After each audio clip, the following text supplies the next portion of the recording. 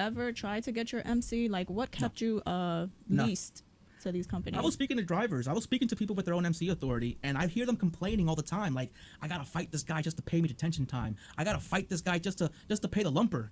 I gotta fight just to, and then you have to wait 60. You have to wait like what, Not all the time. 30 days to You get can, paid. You can get A factory company, but then they take a percentage. Right. They So take, everybody has percentage. their hands in your pocket. Right. Everybody, right. yeah. And I said to myself, what's the point of having my own MC authority if I gotta fight the brokers just to pay me, and then I gotta pay a percentage to the factoring company just to get me paid the same day? Yeah, that's right. I said, you know what? I'm gonna be a W-2 company driver. I'm gonna find a company that pays me by the hour, and that's it. And I did that, and I'm as happy as a dog. I want to really mention this.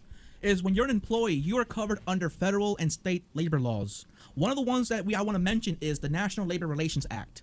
The National Labor Relations Act says that all employees have a right to organize.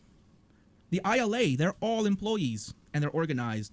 And all the truck drivers are independent contractors. And guess what? Because they're not employees, they can't organize because it'll be a violation of antitrust. Right. So I think it's a lot of lack of information. If somebody were to really explain it to them and break it down to them and make them understand that fact right there, and that together they can accomplish way more, because like look what the ILA accomplished. Like, And also, they got what they asked for. I want to tell you something too, Melissa. Technically, you don't have to be paid minimum wage. When you're an independent contractor, you don't have to be paid minimum wage. They could pay you less than minimum wage because you're not covered under the FLSA. The Fair Labor Standard Act says that all employees must be paid according to the federal minimum wage, which is low. But here in New Jersey, it's $15 and some change. They rose it, and it goes up as inflation goes up. They made that law specifically designed that the more inflation there is, the more you're going to get paid. Yeah, and just like another word into the unions themselves, if you're just an independent worker, just the one single person, like if you're confronting your boss about like the conditions of your work, you're just the one person. Like they can easily just get rid of you, flick you like a peg, But through unions, you have collective power, collective bargaining. You argue and you assert your interests as a collective body, as workers united.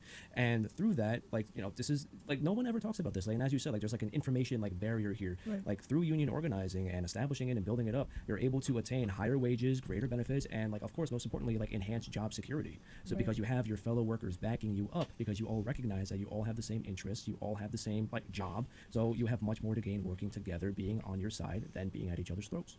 And that's very important. I think that's the main reason why we are all working, to be able to provide for our family and to have that job security.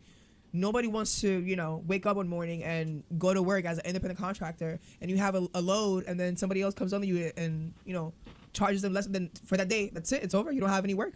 That's why we want to create a standard. One contract that will cover all of the port drivers, and we want all the companies to abide by that standard.